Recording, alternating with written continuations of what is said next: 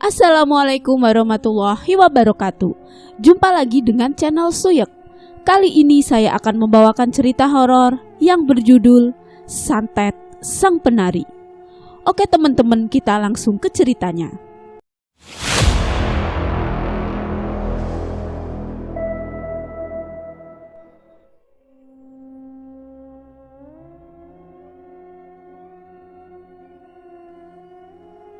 Malam itu suara gending gamelan menggema ke seluruh penjuru desa.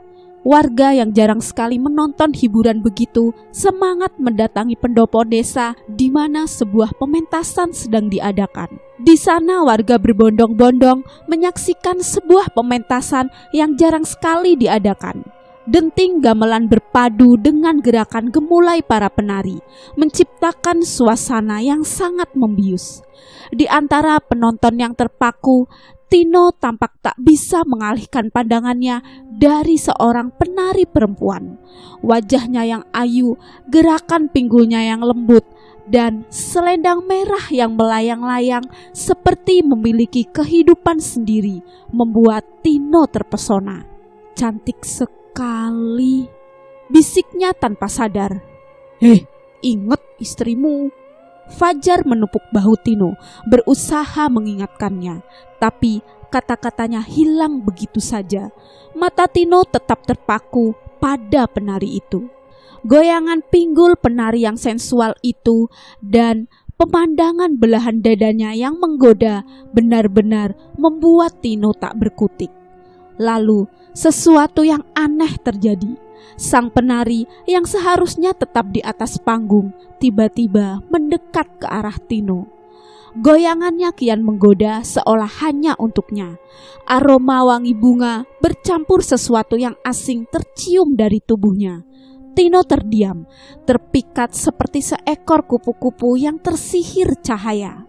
Dengan tangan gemetar, ia merogoh kantongnya, mengeluarkan sejumlah uang dan menyerahkannya kepada penari itu. Gerakannya seperti bukan kehendaknya sendiri, lebih seperti seseorang yang sedang dihipnotis. Fajar yang sejak tadi memperhatikan mulai merasa tidak nyaman. Kalau sudah begini, aku gak mau ikut-ikutan. Fajar yang merasa Tino sudah kelewatan pun memilih pergi meninggalkan Tino. Tanpa ia sadari, malam itu menjadi awal dari tragedi bagi sahabatnya itu. Tino dan Ira menjalani kehidupan sederhana di desa. Pernikahan mereka yang telah berlangsung 3 tahun terasa harmonis meski masih belum dikaruniai momongan. Tino, seorang karyawan kantoran di kota, mampu memenuhi kebutuhan keluarga kecilnya. Mereka tak pernah terburu-buru soal anak, meyakini segalanya akan datang pada waktunya. Namun, akhir-akhir ini ada sesuatu yang berubah. Iya sayang, habis pindah cabang, masih banyak yang harus diurus, ujar Tino sambil menyalakan motor, menjawab keluhan Ira yang mendapati suaminya sering pulang larut malam. Ira hanya bisa mengangguk dan melepas Tino dengan mencium tangannya. Di rumah, ia menghabiskan waktu dengan membereskan rumah dan mengurus kebun kecil di halaman belakang. Meski berusaha tegar, rasa jenuh mulai menghantui Ira.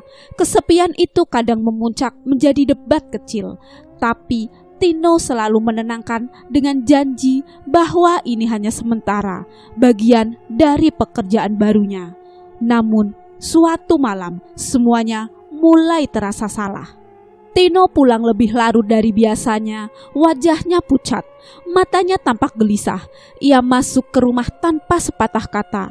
Ketika Ira menyapanya, bertanya kenapa pulang selarut itu, Tino malah meledak. Aku pulang selarut apapun bukan urusanmu. Semua ini terjadi gara-gara kamu, teriaknya sambil membanting pintu kamar.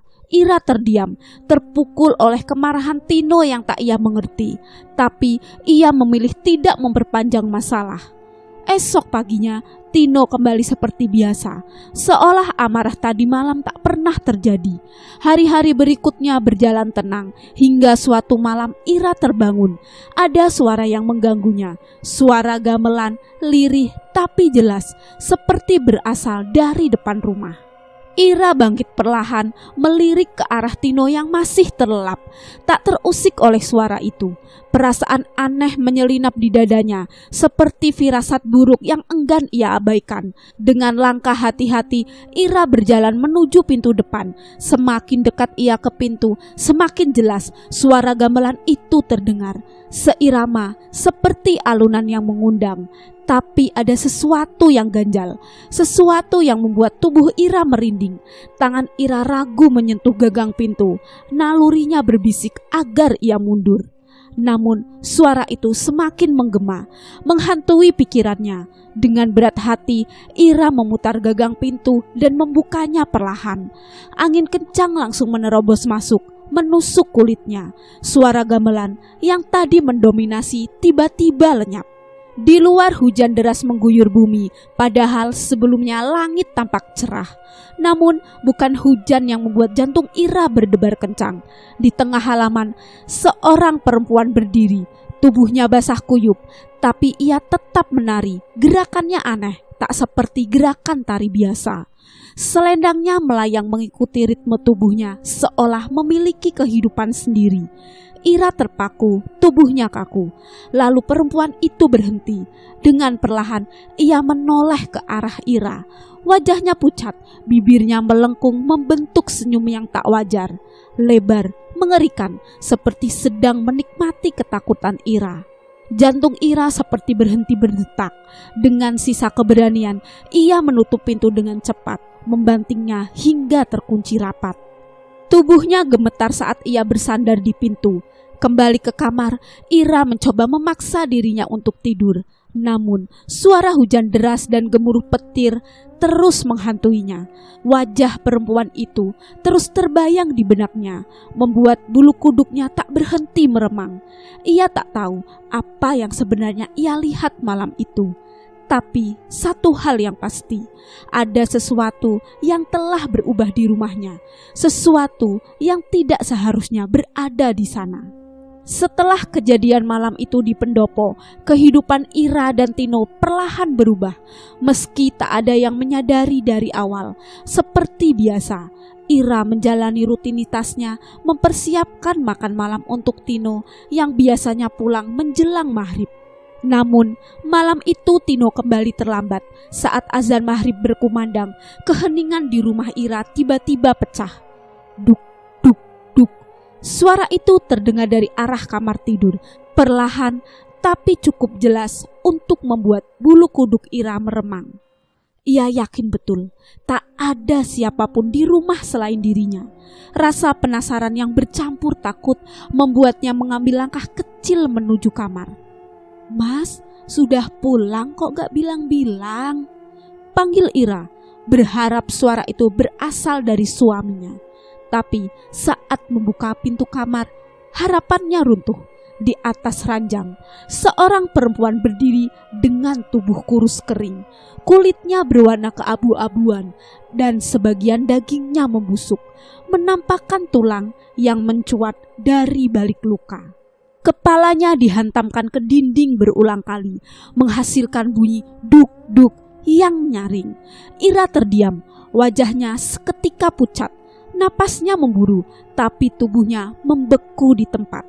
Wanita itu perlahan berhenti membenturkan kepalanya, lalu berbalik menatap Ira dengan mata kosong yang gelap. Dengan sisa tenaga, Ira melangkah mundur dan melarikan diri ke teras depan rumah. Ia duduk di sana, gemetaran, menunggu Tino pulang.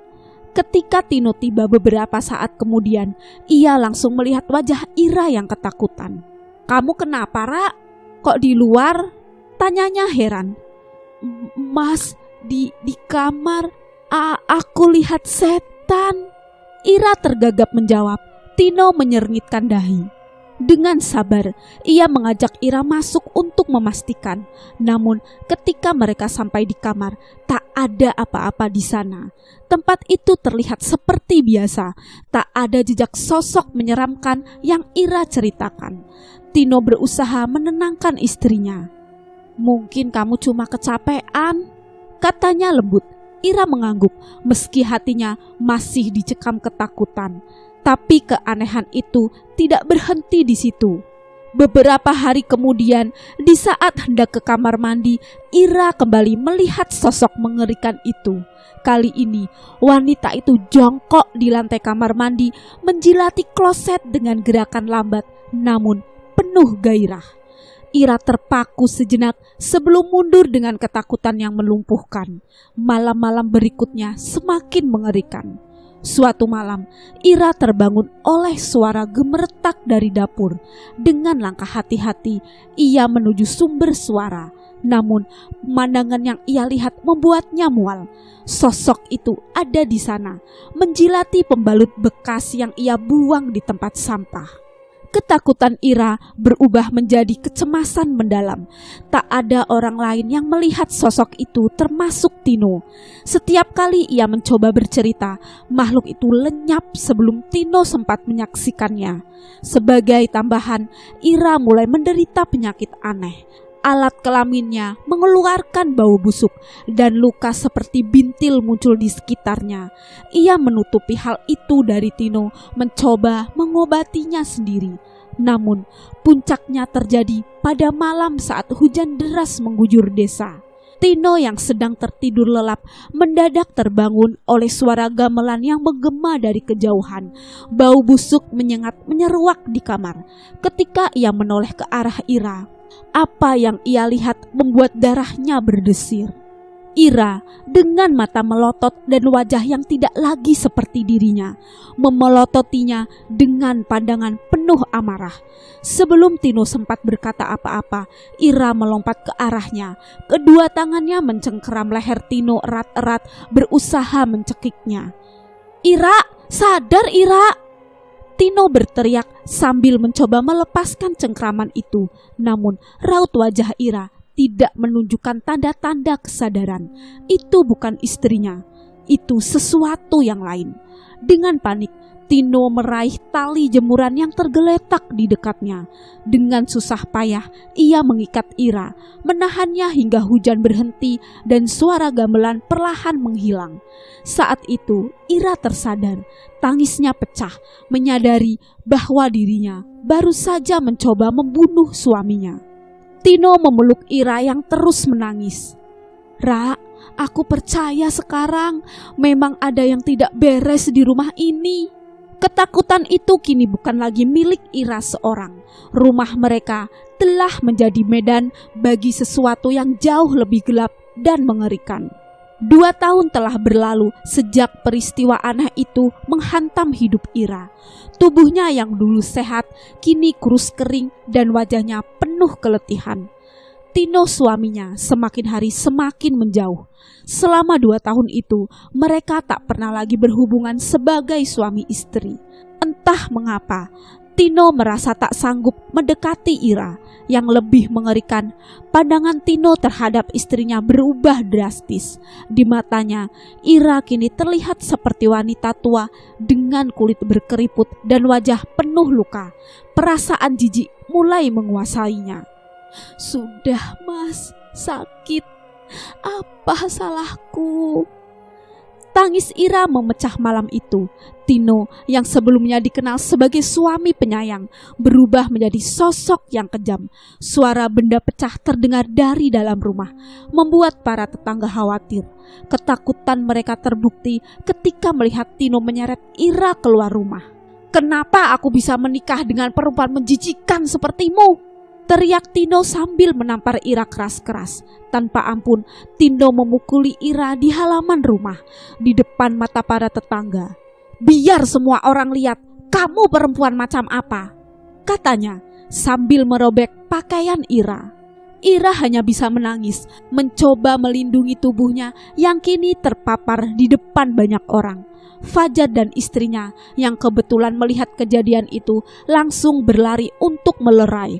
Istri Fajar dengan cepat menutupi tubuh Ira dengan kain jarik seadanya. "Tino, kamu gila. Dia itu istrimu!" teriak Fajar mencoba menyadarkan temannya. Tino balas berteriak, matanya merah penuh amarah. "Istriku? Dia bukan istriku. Dia pakai ilmu hitam buat memikatku. Sekarang lihat aslinya." Ira terisak mendengar tuduhan itu. Tidak, Mas. Aku tidak pernah melakukan hal yang dilaknat Allah. Pertengkaran itu menarik perhatian warga. Beberapa orang ikut mencoba menenangkan Tino, sementara Fajar dan istrinya membawa Ira masuk ke dalam rumah. Fajar memaksa Tino duduk dan berbicara, namun suasana di dalam rumah terasa semakin ganjil. Tino berbicara dengan nada linglung. Alasannya menyakiti Ira terdengar tidak masuk akal. Fajar mulai merasakan sesuatu yang tidak wajar terjadi pada temannya. Akhirnya Ira diungsikan ke rumah Fajar untuk sementara waktu, sedangkan Tino tetap di rumahnya, ditemani Fajar yang berusaha menenangkan dan mencari tahu apa yang sebenarnya terjadi. Fajar merasa ada yang janggal di rumah Tino. Ketika membantu membereskan kekacauan, pandangannya tertuju pada sebuah benda di sudut lemari yang setengah tersembunyi. Sebuah selendang berwarna merah dengan bordir emas. Ia merasa pernah melihat selendang itu sebelumnya, namun tidak di rumah ini. Ia mengingat selendang serupa yang pernah digunakan penari yang datang ke desa mereka beberapa tahun yang lalu. Setelah menenangkan Tino, Fajar mengajaknya berbicara secara serius. Awalnya Tino mengelak, tapi akhirnya ia mengakui kebenarannya. Selendang itu milik seorang penari, wanita yang pernah ia dekati sebelum menikahi Ira. Tino sempat terbuai pesona wanita itu, tetapi akhirnya ia memutuskan hubungan demi Ira. Wanita itu tidak terima diputuskan begitu saja dan sempat mengancam akan menghancurkan kehidupan Tino. "Aku pikir itu cuma ancaman kosong," ujar Tino dengan nada penuh penyesalan. "Aku tidak menyangka dia benar-benar melakukan ini." Fajar semakin yakin ada hal gaib yang mempengaruhi Tino. "Di mana penari itu?" tanya Fajar. Namun Tino menggeleng. "Dia pergi. Dia mengatakan akan pergi dan membalas semuanya. Aku tak lagi bisa menemukan jejaknya." Ia membawa cerita itu kepada seorang kenalan, Pak Sarwono, seorang tokoh spiritual yang dihormati. Pak Sarwono menginformasi kecurigaan mereka. Penari itu kemungkinan mengirim santet untuk menghancurkan rumah tangga Tino dan Ira. Keadaan pun semakin memburuk. Ira yang sudah sangat trauma akhirnya dipulangkan ke rumah orang tuanya. Tino dibiarkan hidup sendiri di rumahnya, sementara Fajar dan istrinya tetap mengawasi dari jauh. Pak Sarwono akhirnya datang ke rumah Tino untuk membersihkan energi negatif yang menyelimuti tempat itu. Seluruh rumah dibersihkan secara spiritual dan selendang merah itu menjadi pusat perhatian. Di tengah ritual itu, suara gamelan sempat terdengar. Pak Sarwono keluar rumah, namun ia tak menemukan siapapun di sana. Tapi ia tahu ada seseorang yang mengawasi ritual pembersihan yang ia lakukan. "Ini tidak akan mudah," gumamnya. Pak Sarwono kembali ke dalam rumah dan mengambil selendang merah itu. "Ini bukan benda biasa. Selendang ini adalah media utama yang digunakan untuk mengikat energi jahat," ujar Pak Sarwono sambil membakar selendang itu di luar rumah. Api menyala dengan suara mendesis, seperti ada sesuatu yang ingin keluar dari dalamnya. Setelah ritual selesai, Pak Sarwono memberi peringatan kepada Tino. "Aku sudah membersihkan rumahmu, tapi ingat, santet ini bisa kembali kapan saja. Penari itu harus benar-benar melupakanmu. Kalau tidak, ia bisa dengan mudah mengirim santet ini kepadamu." Untuk menenangkan sang penari, Pak Sarwono menyarankan agar Ira tinggal di rumah orang tuanya terlebih dahulu hingga pulih. Dan Tino harus benar-benar terlepas dari jerat penari itu terlebih dahulu. Tino hanya bisa tertunduk. Ia tahu kesalahannya di masa lalu menjadi akar dari semua ini. Sebelum membawa Ira kembali ke rumah, Tino harus memastikan bahwa wanita itu tidak lagi menyimpan dendam. Ira dan Tino menjalani arahan dari Pak Sarwono. Mereka mulai berpuasa dan memperbaiki ibadahnya masing-masing. Meski mereka masih berjauhan, ada harapan di hati mereka untuk memperbaiki segalanya. selesai. Oke teman-teman, sekian cerita dari saya. Wassalamualaikum warahmatullahi wabarakatuh. See you next time. Bye.